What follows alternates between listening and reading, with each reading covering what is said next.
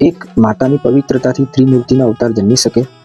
ઋષિ અત્રિ એક મહાન તપસ્વી હતા અને માતા અનસૂયા પતિવ્રતા, કરુણા અને શાંતિનું જીવન સ્વરૂપ. અનસૂયાની પવિત્રતા એટલી પ્રખર હતી કે દેવલોકમાં પણ તેની મહિમા ગુંજવા લાગી. ત્યારે સરસ્વતી, લક્ષ્મી અને પાર્વતી ત્રણ દેવીઓએ પોતાના પતિ બ્રહ્મા, વિષ્ણુ અને મહેશને કહ્યું, જો અનસૂયા સાચે જ મહાન છે તો તેની પતિવ્રતાની પરીક્ષા લો. દેવીઓના કહેવા પર ત્રણેય દેવો ઋષિ અત્રિના આશ્રમ પહોંચ્યા. દેવોએ શરત મૂકી કે જો તું અમને નિવસ્ત્ર ભોજન કરાવશે તો જ અમે ભિક્ષા સ્વીકારીશું. અનસૂયા ડરી નહીં, ક્રોધ પણ ન કર્યો. પોતાના પતિવ્રતાના તેજથી ત્રણ દેવોને નવજાત શિશુ બનાવી દીધા. હવે ભિક્ષા નહીં, માતૃત્વ ધર્મ બની ગયું.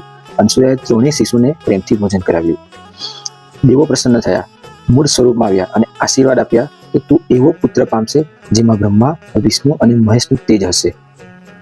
અને એ જ ક્ષણે જન્મ થયો ગુરુ દત્તાત્રેયનો. તો જ્યાં પવિત્રતા છે ત્યાં દેવત્વ અવતરતું થાય છે. ગુરુ દેવદત્ત. જય શ્રી કૃષ્ણ.